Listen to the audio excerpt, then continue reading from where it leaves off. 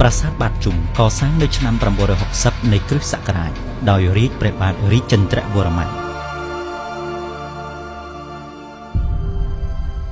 សូមជម្រាបសួរប្រិយមិត្តទូរទស្សនិកជនជាទីគោរពនិងជាទីមេត្រីស្វាគមន៍ជាមួយយើងខ្ញុំទាំងអស់គ្នានៅក្នុងកម្មវិធីប្រាសាទបុរាណខ្មែរបេតិកភណ្ឌមាសរបស់ស្ថានីយទូទស្សន៍អាស៊ីអាគ្នេយ៍បាទពីកម្មវិធីតែងតែបង្ហាញជូនអំពីប្រវត្តិប្រាសាទក៏ដូចជាចម្លាក់សិលាចារឹកនានាដែលដូនតារបស់យើងបានបន្សល់ទុកតាំងពីសម័យបុរាណសម្រាប់ចែកជូនដល់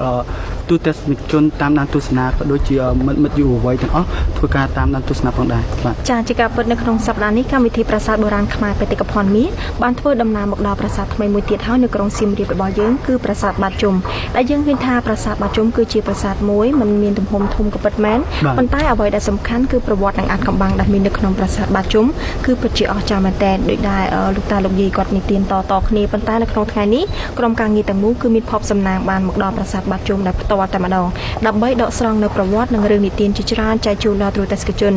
ចឹងនឹងថាតើប្រវត្តិនៃប្រាសាទបាតជុំអស្ចារ្យដល់កម្រិតណាអាចកំបាំងនៅក្នុងនោះនឹងបកស្រាយជូនដល់ទូរទស្សនិកជននៅពេលបន្តិចទៀតនេះជឿជាក់ថាលោកអ្នកទាំងអស់គ្នានឹងទទួលបាននូវចំណេះដឹងថ្មីនៅក្នុងសប្តាហ៍នេះបាទដើម្បីកុំឲ្យខាតពេលយូរចូលរួមទស្សនាទាំងអស់គ្នាបាទសូមអរគុណបាទចាសសូមជើញ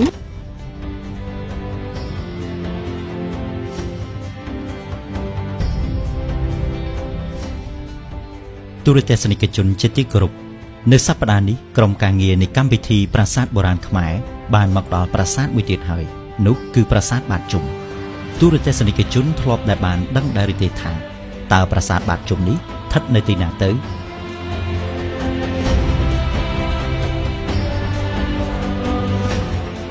ពេលដែលធ្វើការកាប់ឆ្ការទៅឃើញតែប្រាសាទហ្នឹងដូចជា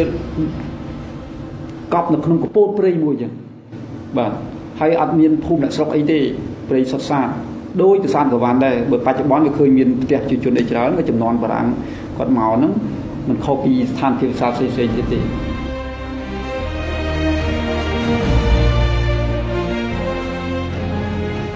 ពេលនេះពួកយើងមិនទាន់បានទៅដល់ប្រាសាទបាតជុំភ្លាមនោះទេពីព្រោះថានៅមិនឆ្ងាយប៉ុន្មានពីប្រាសាទបាតជុំនេះមានសិប្បកម្មវត្ថុអនុស្សាវរីយ៍មួយដែលគួរឲ្យទាក់ទាញតើទីនោះជាកន្លែងធ្វើអ្វីដែរទៅ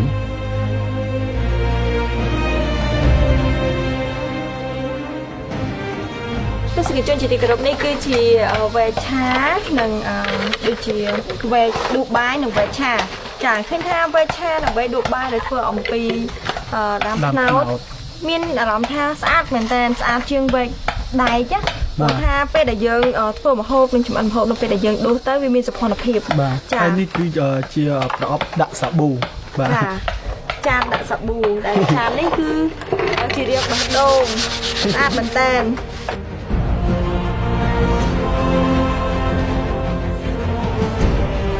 ប្រាសាទបាតជុំពិតជាប្រាសាទដែលមិនសូវមានអ្នកណាស្គាល់ឡើយដូច្នេះក្នុងនាមជាយុវវ័យដែលស្រឡាញ់ប្រទេសជាតិយើងត្រូវតែនាំគ្នាស្វែងយល់ទៅមើលថាតើប្រាសាទបាតជុំនេះធ្វើអំពីអ្វីខ្លះទៅ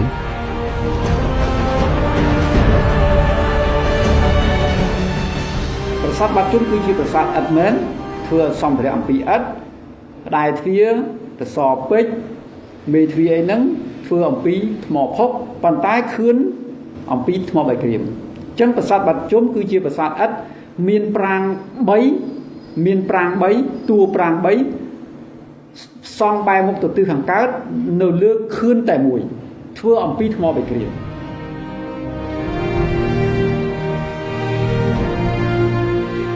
នៅទីនេះបានតាក់ទាញអារម្មណ៍ខ្ញុំយ៉ាងចម្លែកពីព្រោះថាអ្វីៗគឺសុទ្ធតែធ្វើអំពីថ្នោតទាំងអស់ហើយដែលនេះជាលើកទី1ហើយនៃជីវិតរបស់ពួកយើងដែលបានមកឃើញដោយផ្ទាល់នឹងភ្នែកដូច្នេះតើតម្លៃវិញយ៉ាងដូចម្តេចដែរ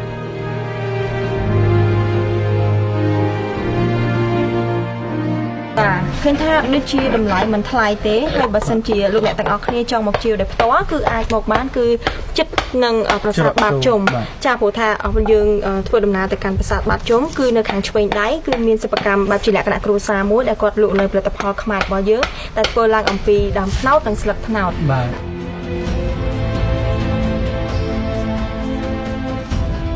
ពួកយើងបានខំសម្លឹងមើលពីស្នាដៃរបស់លោកពូនិងអ្នកមីងដែលខិតខំច្នៃប្រឌិតឡើងនៅវត្ថុប្រើប្រាស់អស់ទាំងនេះអ្វីៗទាំងអស់សុទ្ធតែចេញមកអំពីដើមត្នោតទាំងអស់ខ្ញុំចង់ដឹងថាតើផ្ន ភ្ញៀវបរទេសដែលបានមកជាវនោះគាត់យល់យ៉ាងដូចម្តេចដែរទៅ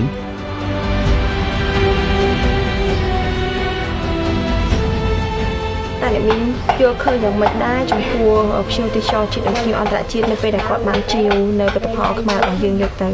បាទ គាត់ពេលដែលគាត់ចង់ទិញទៅគាត់ដឹងថាយើងធ្វើខ្លួនឯងពិតប្រាកដអត់មិនចាំបាច់ថាយកពីណាទៅណីមកទេពេលមកដល់គឺយើងធ្វើផ្ទាល់ទៅគាត់ជួយទិញព្រោះថារបស់នេះរបស់យ៉ាប់យ៉ាប់ធ្វើចាយ៉ាប់ធ្វើហើយយកពិបាករោដាំថ្នោតទៀត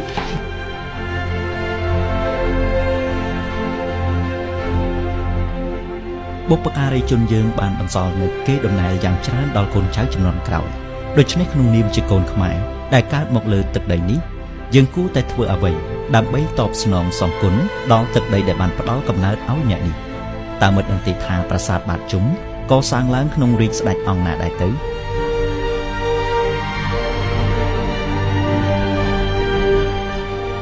ប្រាសាទបាតជុំកសាងឡើងនៅក្នុងរជ្ជកាលបើយើងគិតសម័យកាលឬគិតរាជស្ដេចរជ្ជកាលរបស់ព្រះបាទរាជេន្ទ្រវរ្ម័ន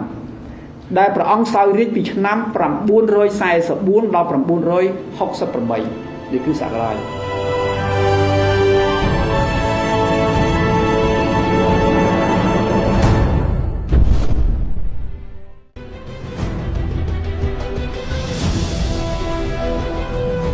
ពួកយើងបានត្រូវលោកពូនាំទៅកាន់ប្រាសាទបាតជុំហើយនៅក្នុងចិត្តអន្តរសាសណាដែលចង់ដឹងថាតើប្រាសាទថ្មីមួយនេះមានរូបរាងដូចម្តេចដែរទៅប្រិយមិត្តនឹងទេវប្បធម៌គឺជាអត្តសញ្ញាណរបស់ជាតិសូមមិត្តយុវវ័យទាំងឡាយគួរចំណាយពេលវេលាដើម្បីផលប្រយោជន៍ជាតិទើបសមជាកូនខ្មែរពូជអង្គរ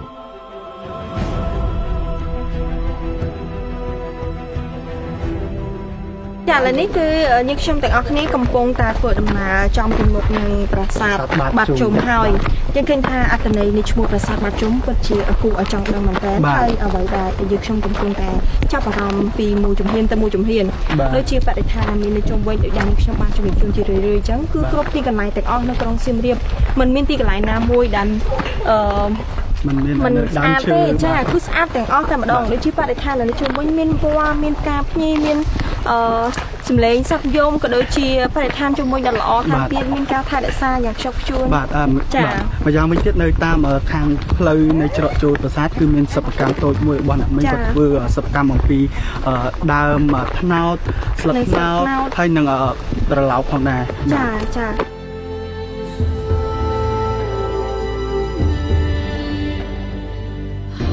មិនខុសណាពីប្រាសាទមុននោះឡើយ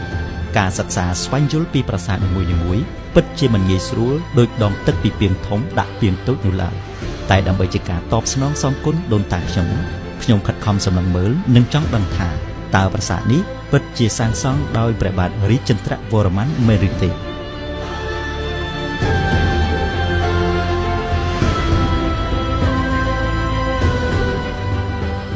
ប៉ុន្តែប្រាសាទបាតជុំនេះមិនមែនជាប្រាសាទដែលកសាងឡើងដោយព្រះបាទរាជេន្ទ្រវរ្ម័នទេគឺកសាងដោយមន្ត្រីរបស់ព្រះអង្គដែលមានគោរមងារថាជាមរតាញគោរមងារគាត់ថាមរតាញស្រីនឹងស្រីកវិនត្រារឹមថន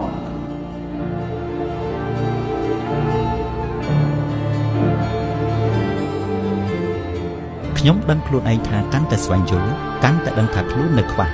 ខ្ញុំជឿថាមិត្តយុវវ័យទាំងឡាយក៏មានអារម្មណ៍ដូចជាខ្ញុំដែរហើយខ្ញុំក៏មិនជឿថាសម័យនេះទៅហើយនៅមានមនុស្សដែលមិនស្រឡាញ់ប្រាសាទគេដូនតានោះទេខ្ញុំចេះតែស្រមើស្រមៃទៅចំនួនបុព្វការីជនយើងថានៅពេលដែលសាងសង់ប្រាសាទនេះតើពួកគាត់មានសម្លៀកបំពាក់ដូចម្តេចទៅ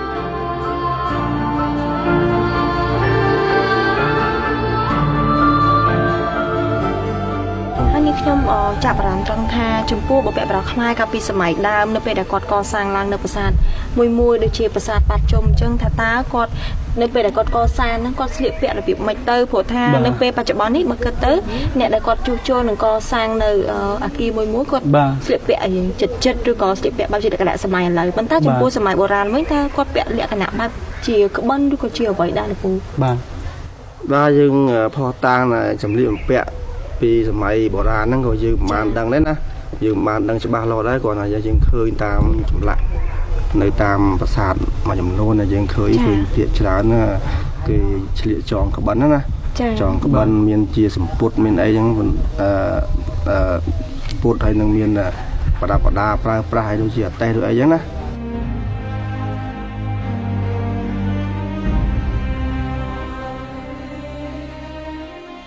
ពួកយើងនៅតែមានមន្ទិលសង្ស័យនៅឡើយតើមានភស្តុតាងអ្វីដែលអាចទាញមកបញ្ជាក់បានថាប្រាសាទបាតជុំនេះកសាងឡើងដោយមន្ត្រីជាន់ខ្ពស់របស់ព្រះបាទរាជចន្ទ្រវរ្ម័នវិញនោះតើមានអ្វីដែលអាចធ្វើឲ្យពួកយើងជឿបាននោះ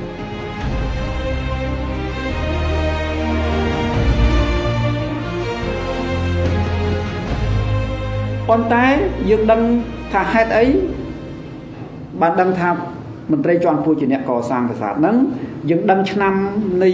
ប្រាសាទនេះគឺប្រាសាទបាតជុំកសាងនៅឆ្នាំ 960 នៃគ្រិស្តសករាជគឺមានសិលាចារឹកនៅលើមេទ្វារនៃប្រាសាទបច្ចុប្បន្ននេះឯង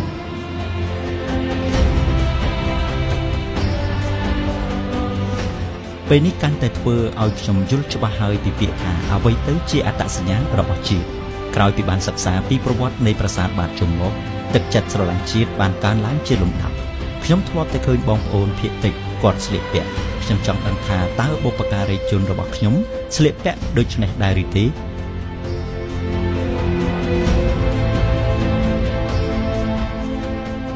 ចាក់ស្ដែងនៅជនជាតិភាគតិចវាអីនៅតាមរតនគិរីមណ្ឌលគិរីខ្លះនៅលេងខ្លួននៅឡើយណាបាទមិនទាន់មានស្លៀកពាក់អីតាមត្រូវដែរ បាទពិតណាប្រិមត្តទូទស្សនិកជនជាទីគោរពនិងជាទីមេត្រីពិតណាគឺពីមួយសម័យទៅមួយសម័យកាលគឺតែងតែធ្វើការផ្លាស់ប្ដូរជានិច្ចបាទជាការពិតឥឡូវនេះយើងបន្តនៅក្នុងការស្វែងយល់អំពីប្រវត្តិនៃប្រាសាទបាតជុំបន្ថែមទៀតថាតើអបិយជំនឿក៏ដូចជាប្រវត្តិនិងរឿងនីតិនៅខាងក្នុងប្រាសាទបាតជុំអស្ចារ្យក៏ដូចជាមានអីដែលជាអកំបាំងនោះដូច្នេះសូមជម្រាបទស្សនិកជនទាំងអស់គ្នាថាបានទស្សនាជាបន្តទៀតសូមជម្រាប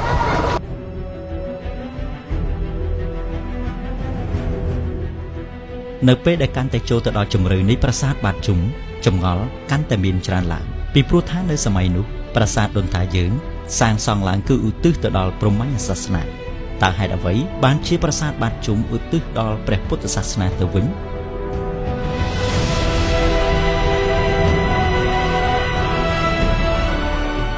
ប៉ុន្តែផ្ទុយទៅវិញប្រាសាទបាតជុំនេះគឺជាប្រាសាទដែលមានតួប្រាង្គ3ដែរកសាងឧទ្ទិសទៅដល់លទ្ធិនៃព្រះពុទ្ធសាសនាមហាយានហេតុអីក៏មន្ត្រីជាន់ខ្ពស់របស់ព្រះមហាក្សត្របែរជាកសាងប្រាសាទនេះឧទ្ទិសទៅដល់សាសនាព្រះពុទ្ធទៅវិញទន្ទឹមនឹងដែលព្រះបាទរាជចន្ទ្រវរ្ម័នដែលជាស្ដេចកំពុងតែសោយរាជ្យហើយព្រះអង្គគោរពបូជាទៅលើនិកាយព្រហ្មញ្ញសាសនានិកាយព្រះឥសូរ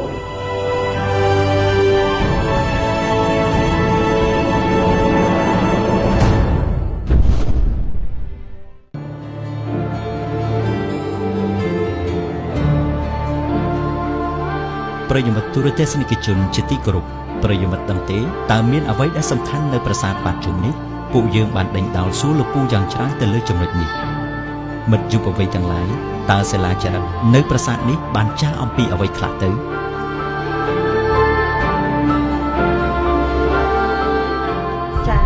ខ្ញុំចង់ចូលទៅដល់ខាងក្នុងនៃប្រាសាទចាដើម្បី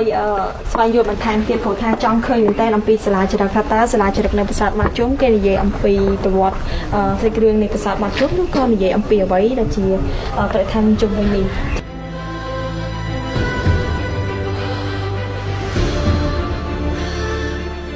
ទីបំផុតខ្ញុំបានកោះកកាយនៅអាថ៌កំបាំងជាច្រើនដែលបានកប់នៅក្នុងប្រាសាទបាតជុំកាលនៅប្រាសាទបាសីចាំក្រុងខ្ញុំបានរកឃើញសិលាចារឹកដែលចារពីពាក្យកម្ពុជាម្ដងហើយឥឡូវនេះតើមានអ្វីចម្លែកទៅនៅប្រាសាទបាតជុំនេះ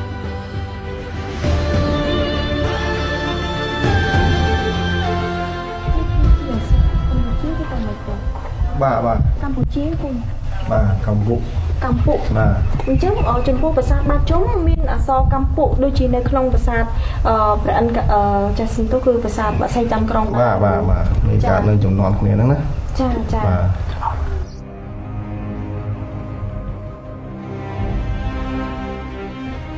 មិត្តយុវវ័យជាទីរាប់អាន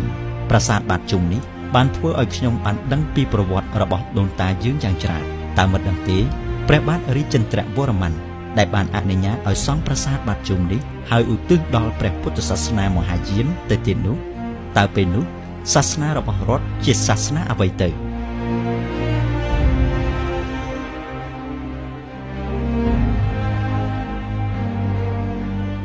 មានន័យថាព្រះអង្គបានយកសាសនាព្រហ្មញ្ញសាសនាជាសាសនាសំខាន់ហើយ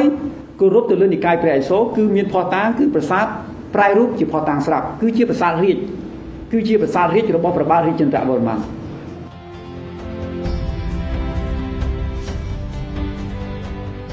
ចម្ងល់ដ៏ធំមួយបានកើតឡើងនៅក្នុងអារម្មណ៍របស់ខ្ញុំតើពេលនោះប្រទេសខ្មែរមានសាសនាពីរឬយ៉ាងណាបើប្រាសាទបាតជុំនេះឧទ្ទិសដល់ព្រះពុទ្ធសាសនាតែសាសនារដ្ឋជាព្រហ្មញ្ញសាសនាទៅវិញតើចង់មានន័យថាដូចម្តេចទៅវិញទៅ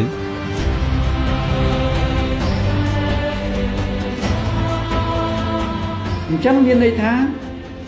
ប្រហែលជាព្រះបាទរាជចន្ទ្រវរ្ម័នមានការសិក្សាស្វែងយល់រៀនសូត្រយល់ដឹងបានជ្រៅជ្រះពីព្រះពុទ្ធសាសនាមហាយានទើបព្រះអង្គអនុញ្ញាតឲ្យមន្ត្រីរបស់ព្រះអង្គកសាងប្រាសាទនេះឧទ្ទិសទៅដល់លទ្ធិព្រះពុទ្ធសាសនា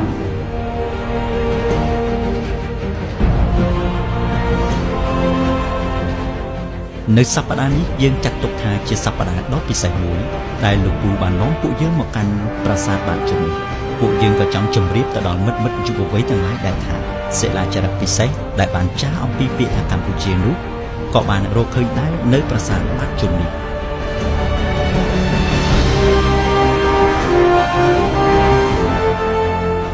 ទស្សនិកជនជាទីគោរពនេះគឺជាពាក្យថាកម្ពុជាដែលប្រើមកវិញថាកម្ពុជាលពូចាកម្ពុជាកាលពីសម័យបុរាណយើងធ្លាប់តែឃើញនៅក្នុងប្រាសាទបាក់សីចាំក្រុងឥឡូវនេះគឺយើងបានមកឃើញនៅប្រាសាទបាតជុំវិញម្ដងចាថាតើមានទំនាក់ទំនងអ្វីទេជាមួយនៅប្រាសាទបាក់សីចាំក្រុងពីព្រោះថាលោកពូបានជំរាបជូនដល់ទស្សនិកជនពីដើមមកកាលពីប្រាសាទបាក់សីចាំក្រុងថាមានតែប្រាសាទបាក់សីចាំក្រុងនេះដែលមានពាក្យថាកម្ពុជាអញ្ចឹងចំពោះប្រាសាទបាតជុំមានពាក្យថាកម្ពុជាដែរដូចគ្នាដែរថាតើមានទំនាក់ទំនងអ្វីដែរលោកពូបាទប្រាសាទបាក់សីចាំក្រុងនិងប្រាសាទនេះគឺថាវាកើតនៅចំនួនជាមួយគ្នាគាត់មុនក្រោយប្រហែលឆ្នាំហ្នឹងណាចា៎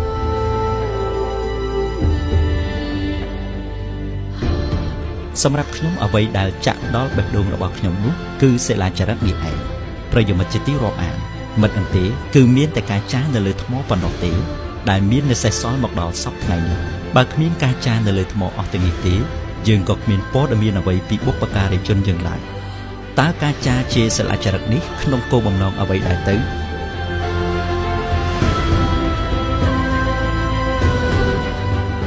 តាមពិតរាល់សាលាចារឹកអស់ហ្នឹងគេចារហ្នឹងមិនគ្រាន់ជាប្រាប់ថាមានអ្នកមកអំណោយឬក៏មានឈ្មោះមានអីអ្នកសាងសង់ឬក៏អ្នកភូមិអ្នកអីណាគេមិនបានគិតពីរឿងចារទុកដើម្បីជាប្រវត្តិសាស្ត្រអីអត់ទេគេចារគឺក្នុងន័យថាអ្នកដែលបានចូលមកធ្វើអីនៅហ្នឹងណាបាទហើយនឹងមានការដាក់ការបរិច្ឆេទថ្ងៃនេះស្អីហ្នឹងអញ្ចឹងបានយើងយល់ពីប្រវត្តិរបស់ប្រាសាទសាងសង់ពេលណាដោយសាររឿងគេដាក់ថ្ងៃខែច្បាស់បាទពូ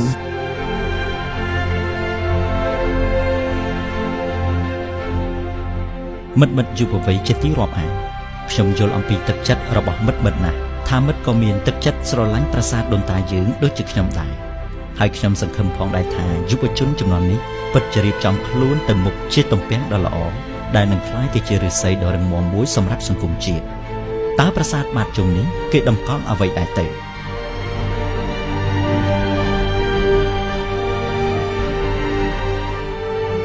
ហើយគេចាត់ទុកថាប្រាសាទបាតជុំគឺជាប្រាសាទគឺជាកន្លែងគេហៅថាតម្កល់នៅគម្ពីរវេទជាកន្លែងទីអាស្រ័យនៃការរក្សាសិលនិយាយសាមញ្ញពុទ្ធសាសនាថារក្សាសិលសុំសិលនេះឯងគេចាត់ទុកប្រាសាទបាតជុំជាកន្លែងបែបនេះ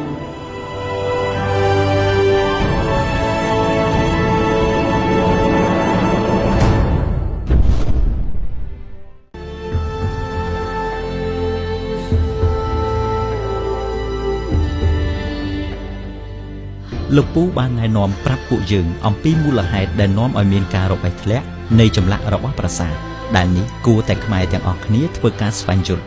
ទូរទស្សនិកជនដឹងទេថាតើមូលហេតុសំខាន់អ្វីដែលនាំឲ្យមានការប្រេះធ្លាក់ចម្លាក់នោះ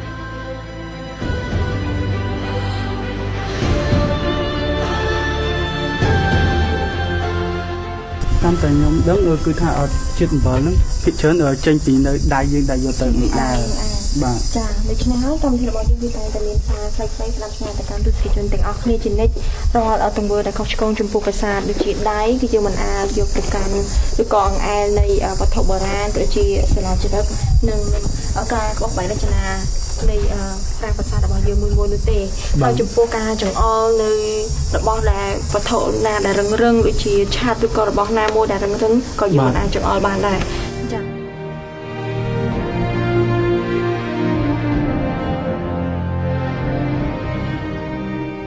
ការសិក្សាស្វែងយល់ពីប្រាសាទបាតជុំនេះមានលក្ខណៈពិសេសជាច្រើនដែលមិត្តយុវវ័យទាំងឡាយគួរតែអត់ធ្មត់និងទ្រាំទ្រនៅការលំបាកដើម្បីធ្វើការស្វែងយល់ខ្ញុំចង់ដឹងថាតើមានអំណាចអ្វីទៅដែលហ៊ានថាប្រាសាទបាតជុំនេះជាប្រាសាទឧទ្ទិសដល់ព្រះពុទ្ធសាសនា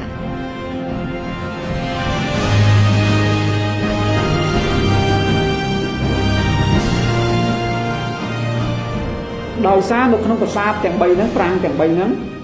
មានតម្កល់នៅបដិមាតាក់ទងនឹងលទ្ធិនៃព្រះពុទ្ធសាសនាមហាយានគឺប្រាង្គកណ្ដាល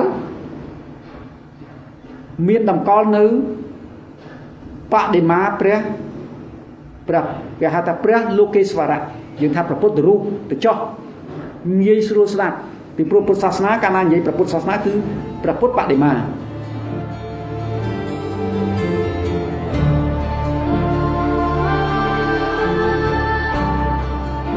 ទូរទស្សនិកជនជាទីគោរពមិត្តយុវវ័យជាទីរាប់អានមកដល់ប្រាសាទបាតជុំនេះក៏យើងនៅតែឃើញមានការគូសវាសនោះនៅលើជញ្ជាំងនៃប្រាសាទនៅឡើយខ្ញុំក៏សូមអំពាវនាវដល់អ្នកទាំងនោះដែរថាសូមកុំបំផ្លាញប្រាសាទបុរាណយើងឲ្យសោះនេះគឺជាស្នាដៃដូនតាយើងដែលមិនអាចកាត់ថ្លៃបានឡើយ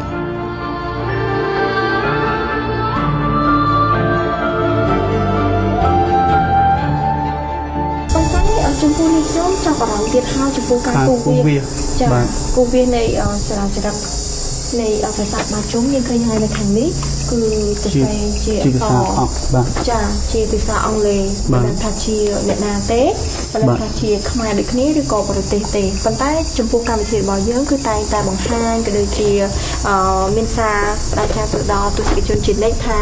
គុំធ្វើអ្វីមួយដែលប្រឆាំងជាមួយនឹងវប្បធម៌ខ្មែររបស់យើងក៏ដូចជា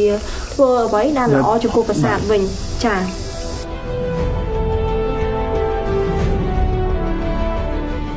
ពួកយើងបានជីកឫសគល់យ៉ាងច្រើនអំពីព្រះបាទរាជេន្ទ្រវរ្ម័នដែលបានអនុញ្ញាតឲ្យសាងសង់ប្រាសាទបាតជុំនេះឡើង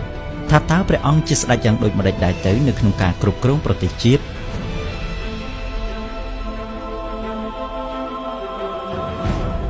ដើម្បីគ្រប់គ្រងប្រទេសមួយឲ្យមានសន្តិភាពមានការរីកចម្រើនដោយមិនឲ្យមានទំនាស់គ្នាព្រះអង្គត្រូវតែយល់អំពីអ្វីដែលជាចំណង់ចំណូលចិត្តរបស់ប្រជារាស្ត្ររបស់ព្រះអង្គដូច្នេះហើយបានជាព្រះអង្គអនុញ្ញាតឲ្យមន្ត្រីរបស់ព្រះអង្គកសាងប្រាសាទឧទ្ទិសទៅដល់លទ្ធិព្រះពុទ្ធសាសនាហើយមិនមែនតែប្រាសាទបាត់ជុំទេ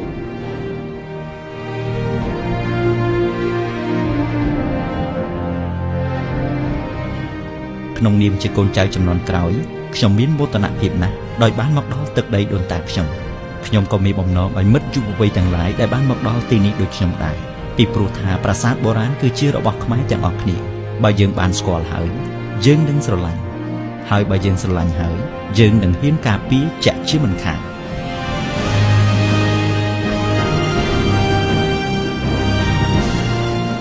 ព្រមទូទស្សនិកជនជាទីគោរពនិងជាទីមេត្រីឥឡូវនេះយើងខ្ញុំទាំងអស់គ្នាកំពុងស្ថិតនៅចំកណ្ដាលប៉មនៃប្រាសាទបាតជុំបាទចង់សួរទៅកាន់លោកពូថាតើនៅក្នុងបាតនៃប្រាសាទនេះតើមានការពីមុនហើយមានតាំងនៅទេវរូបណាមួយទេដើម្បីធ្វើការបួងសួងលោកពូបាទយើងដឹងថាប្រាសាទបាតជុំនេះគឺឧទ្ទិសទៅដល់ពុទ្ធសាសនាមហាយានណាមហាយានអញ្ចឹងហើយទេវរូបដែលគេដាក់ប្រកាសជាមានហើយ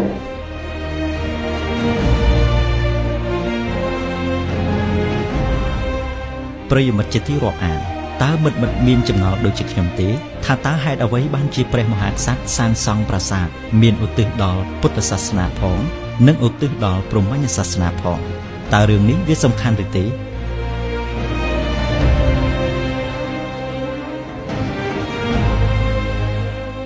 ខ្ញុំជម្រាបរឿងនោះសំខាន់ណាស់រឿងសំខាន់ណាស់ប្រាសាទប្រែរូបគឺជាប្រាសាទមួយសម្រាប់រាជប្រាសាទធំគឺជាប្រាសាទភ្នំគឺជាប្រាសាទភ្នំប្រាសាទធំគឺប្រាសាទរាជអញ្ចឹងព្រះអង្គកសាងប្រាសាទហ្នឹងឧទ្ទិសសម្រាប់រាជរបស់ព្រះអង្គប៉ុន្តែទន្ទឹមនឹងយើងឃើញប្រាសាទបាត់ជុំនេះកសាងនៅក្នុងរាជព្រះអង្គដែរនៅក្នុងរាជព្រះអង្គហើយកសាងនៅលើទីទួលដីលើកទេមិនពួតហើយនៅមិនឆ្ងាយពីប្រាសាទប្រែរូបទេប៉ុន្តែបែរជាឧទ្ទិសទៅដល់ព្រះពុទ្ធសាសនាមហាយានអញ្ចឹងគេដឹងថាពុទ្ធសាសនានេះភាគច្រើនប្រជារាស្ត្រប្រជាជនសាមញ្ញជាអ្នកគោរពជឿបាទជឿហើយព្រះមហាក្សត្រដើម្បីគ្រប់គ្រងជាព្រះមហាក្សត្រដែលមានការវាងវៃឆ្លាតក្នុងការគ្រប់គ្រងនគររបស់ខ្លួននោះដើម្បីកុំឲ្យមានកើតនៅបញ្ហាទំនាស់ក្នុងរឿងសាសនាព្រះអង្គប្រហែលជាអនុញ្ញាតឲ្យមន្ត្រីព្រះអង្គនឹងធ្វើប្រាសាទនឹងសម្រាប់ឧទ្ទិសទៅដល់ព្រះពុទ្ធសាសនាសម្រាប់ប្រជារាស្ត្ររបស់ព្រះអង្គគោរពបូជាហេតុដូច្នេះហើយបានជាអ្នកស្រាវជ្រាវគេចាត់ទុកថាប្រាសាទបាត់ជុំគឺជាកន្លែងរក្សាសំសិល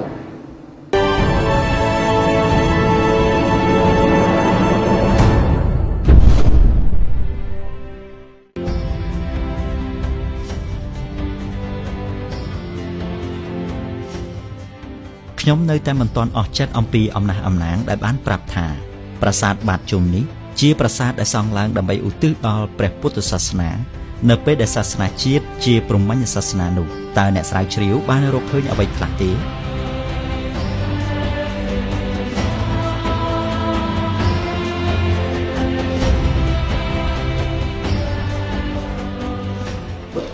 កាលឆ្នាំណានោះគេជីកធ្វើកំណាយទៅគេឃើញប្រកេះពុទ្ធអង្គមួយមិនដឹងបាទនៅខាងជើងហ្នឹងនៅខាងត្បូងហ្នឹងយើងខ្ញុំមកចាំច្បាស់ណាបាទចំនួនគេចំនួនមករាំងហ្នឹងគេជីកទៅគេឃើញប្រកេះពុទ្ធមួយធំ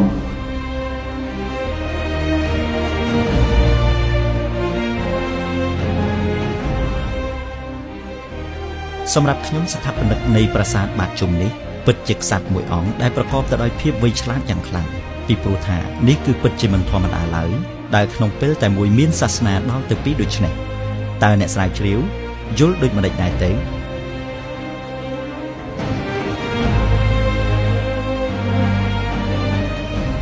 គាត់យល់ថាប្រហែលជាព្រះអង្គទ្រង់ឆ្វេងយល់នៅការដឹកនាំប្រទេសដើម្បីកុំឲ្យវាមានកើតបញ្ហាទំនាស់នៅក្នុងសង្គមគឺជាការសាងយកនៃសាសនាពីរគឺព្រហ្មញ្ញសាសនាសម្រាប់មន្ត្រីសម្រាប់ព្រះមហាក្សត្រឬក៏មន្ត្រីជាន់ខ្ពស់របស់ព្រះមហាក្សត្រគោរពបូជាអញ្ចឹងព្រះអង្គកសាងប្រាសាទសម្រាប់ប្រជារាស្ត្ររបស់ព្រះអង្គគឺប្រាសាទបែបពុទ្ធសាសនាមហាយាននេះឡើយ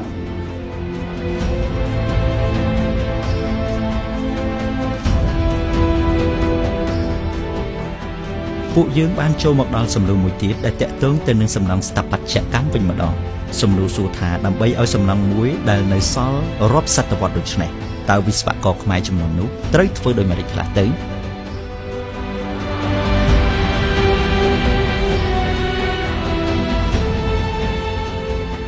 អ្វីដែលពិសេសគឺថាគឺប្រាសាទហ្នឹងគឺថាគេធ្វើចាត់ចង់ណាបាទគឺខ្សាច់ហ្នឹងគឺវារែងឡើងម៉ត់ល្អមែនទែនបាទអញ្ចឹងមានន័យថាគេមិនមែនចេះយកខ្សាច់ធម្មតាយកមកធ្វើទេបាទមានន័យថាមេជាងគឺគាត់ប្រឹកព្រៀនណាធ្វើហ្នឹងចាជាការពិតដោយសារតែប្រាសាទបាត់ជុំជាប្រាសាទដែលកសាងឡើងដោយមេជាងផ្ទាល់តែម្ដងមេជាងនឹងគាត់ស្រឡាញ់នៅអ្វីដែលជាប្រាសាទចាគាត់សាងសង់ឡើងនៅប្រាសាទបាត់ជុំនេះឡើងហើយសាងសង់យ៉ាងមាំនិងមុតមែនតើចំពោះការកសាងនេះដោយលោកពូបានជំរាបជូនខាងលើអញ្ចឹងគឺបាត់នៃប្រាសាទហ្នឹងគឺគេធ្វើឡើងយកខ្សាច់ហ្នឹងយកមករែងមកមែនតើចាបើសិនជាយើងមិនយកចិត្តទុកដាក់នៅបញ្ហាទាំងអស់នេះទេប្រាសាទរបស់យើងនឹងមានការពុកផុយ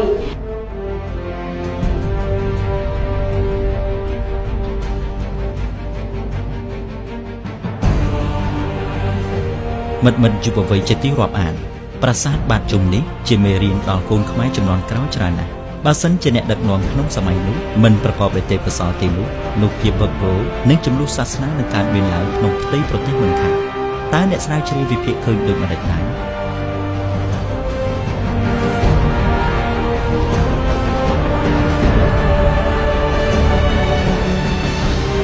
ពីការវិភាគរបស់អ្នកស្រាវជ្រាវយល់យ៉ាងថាក្នុងន័យមួយនោះទេក្នុងន័យថាគេវិភាគទៅលើនយោបាយទស្សនវិជ្ជាថាប្រហែលជាព្រះអង្គទ្រង់ឆ្វេងយល់អញ្ចឹងព្រះអង្គបានសិក្សាច្បាស់លាស់ពី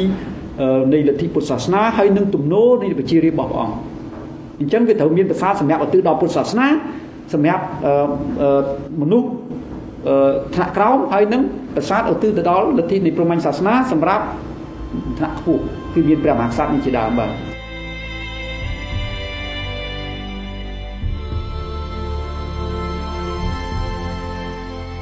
ការសិក្សាកាន់តែចូលទៅដល់ជម្រៅនៃប្រាសាទហើយកាន់តែរៀនកាន់តែខ្វះតែពួកយើងមិនតូចចិត្តទេព្រោះថានេះជាកាតព្វកិច្ចដែលពួកយើងត្រូវធ្វើក្នុងនាមជាទំពាំងល្អ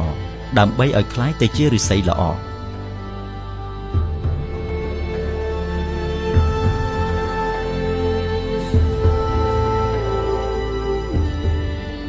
បាទធម្មតាភាសាខ្មែរវាតែងមានពេលខ្លះឈ្មោះនឹងតាក់ទងរឿងព្រេងបាទរឿងព្រេងឬក៏ជួនកាលទៀតតាក់ទងនឹងមនុស្សចាស់ទុំណាមួយអ្នកស្រុកហ្នឹងដែលគាត់ជាអ្នកថែរក្សាប្រាសាទហ្នឹងឬស្អីទៅក៏គេមូមាត់គ្នាដាក់ឈ្មោះប្រាសាទហ្នឹងតាមចាស់ទុំដែលនៅថែរក្សាហ្នឹងក៏មានដែរបាទយកឈ្មោះមនុស្សមកដាក់ឧទាហរណ៍ប្រាសាទសំណាងតាសុកអីចឹងក៏មានដែរមានតាសុកគាត់ទៅថែរក្សានៅកន្លែងហ្នឹងឧទាហរណ៍ប្រាសាទគុកយីហមអីចឹងទៅដោយសារយីហមគាត់ជាចាស់ទុំធ្លាប់ថែរក្សាប្រាសាទហ្នឹងដល់ពេលមានសង្គ្រាមអីចឹងទៅឧទាហរណ៍ណាមានឈ្មោះហើយផ្សេងទៀតទៅក៏មានស្អីយកឈ្មោះជាតាមបែបធម្មជាតិឈ្មោះដើមឈើយកមកដាក់ក៏មានបាទឈ្មោះរបៀបជលនាមក៏មានឈ្មោះតពាំងឈ្មោះស្រះអីចឹងទៅស្រះស្អីចឹងទៅតពាំងចកអីចឹងទៅឧទាហរណ៍ដល់ឡែកបាតជុំនេះខ្ញុំអត់បានដឹងអីក្រៅពីថាឯកសារបារាំងគេបានបញ្ជាក់សរសេរមកថាបាតជុំហ្នឹងតែហ្នឹងឯង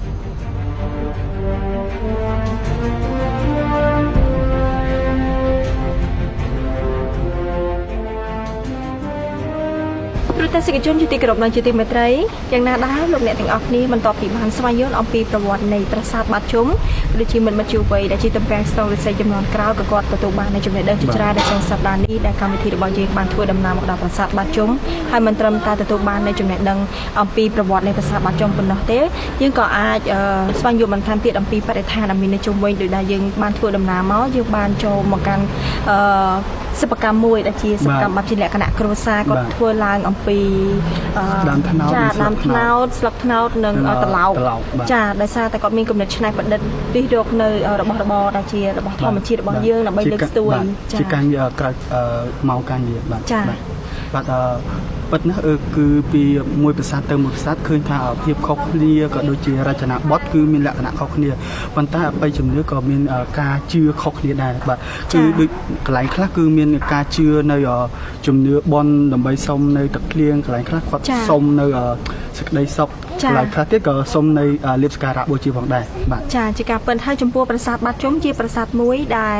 កំពុងតែមានការជួសជុលក៏ដូចជាកំពុងតែសង្គ្រោះបន្ទាន់ដូច្នេះការយកចិត្តទុកដាក់ទាំងអស់នេះធ្វើឲ្យយើងខ្ញុំទាំងអស់គ្នានៃក្រុមការងារគឺមានភាពកក់ក្ដៅមែនទែនធ្វើត្បិតតែនៅខាងក្នុងនៃប្រាសាទបាតជុំគឺបាត់បង់នៅវត្ថុបុរាណជាច្រើនដោយជនទុច្ចរិតមួយចំនួនតូចដែលបានជីកកកកាយហើយមិនមែនថាជីកកកកាយនឹងយកវត្ថុបុរាណទៅនឹង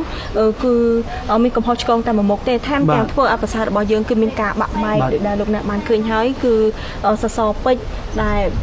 នៅខ្លងទ្វារនៃប្រាសាទគឺបានបាក់ចុះមកខាងក្រោមហើយចំពោះសូម្បីតែផ្តែរនៃប្រាសាទក៏វាបាក់ធ្លាក់មកទាំងស្រុងផងដែរបាទចាជាការពិតដូច្នេះយើងចូលរួមទាំងអស់គ្នាដើម្បីលើកស្ទួយនៃសម្បត្តិបេតិកភណ្ឌជាតិខ្មែររបស់យើងហើយតាមរយៈកម្មវិធីប្រាសាទបុរាណខ្មែរបេតិកភណ្ឌនេះមិនមែនថាត្រឹមតែដកស្រង់នៅប្រវត្តិធំនៃប្រាសាទប៉ុណ្ណោះទេថែមទាំងដកស្រង់នៅប្រាសាទតូចៗដែលមាននៅជុំវិញនៅក្នុងប្រជាជាតិកម្ពុជារបស់យើងដោយយើងមានទូនាទីចងក្រង ទុកនៅឯកសារទាំងអស់នេះដើម្បីឲ្យកូនខ្មែរចំនួនក្រោយនោះគឺគាត់បានស្វែងយល់បន្ថែមនិងលើកស្ទួយទាំងអស់គ្នានៅសម្បត្តិបេតិកភណ្ឌជាតិខ្មែររបស់យើងអរគុណបងស្វណ្ណរាមានអ្វីដែរចង់ជម្រាបជូនជាចុងក្រោយយើងខ្ញុំទាំងអស់គ្នាក៏មានសារខ្លីៗសម្រាប់ចែកជូនទៅដល់ទូទស្សនិកជនក៏ដូចជាមិត្តយុវវ័យនៅពេលបច្ចុប្បន្នផងដែរបាទគឺយើងត្រូវជិះឆ្ងាយបំផុតអំពីគ្រឿងញៀនក៏ដូចជាការខិតខំសិក្សាស្វែងយល់ដឹងឲ្យច្បាស់អំពីនៃប្រវត្តិសាស្ត្ររបស់យើងនីមួយៗដើម្បីទុកជាឯកសារបាទដង្កល់ទុកកូនចៅជំនាន់ក្រោយបាទចាអរគុណច្រើននៅពេលនេះកម្មវិធីប្រាសាទបុរាណខ្មែរក៏បានជាទីបញ្ចប់ទៅហើយសូមយ៉ានឹងមើលមកជួបលោកអ្នកនៅសប្តាហ៍ក្រោយតាមពេលវេលានឹងម៉ោងដដែលហើយក៏សូមទទួលយកនៅការស្ថាបនាកម្មវិធីឲ្យកាន់តែរីកចម្រើនជាងនេះដែលចូលមកកាន់ account Facebook ដែលមាននៅលើកញ្ចក់ទូរទស្សន៍អរគុណច្រើនកម្មវិធីប្រាសាទបុរាណខ្មែរបេតិកភណ្ឌនេះអាចដំណើរការទៅបានដែលមានអ្នកឧបត្ថម្ភកម្មវិធីដែលមានដូចជាចាអរគុណយើងខ្ញុំទាំងអស់គ្នាក៏សូមជូនពរដល់ទូរទស្សនិកជនឲ្យជួបតែសេចក្តីសុខសេចក្តីចម្រើនធ្វើដំណើរទៅកាន់ទីជិតទីឆ្ងាយប្រកបតែសេចក្តីសុខសុវត្ថិភាពសន្យានឹងមើលមកជួបលោកអ្នកនៅសប្តាហ៍ក្រោយតាមពេលវេលានឹងម៉ោងដដែលសូមអរគុណនិងសូមគោរពលាគេឯងតែងលើកដំកើងដំកល់ខ្មែរយើងចាត់ទុកឡើងជាជាតិច្បង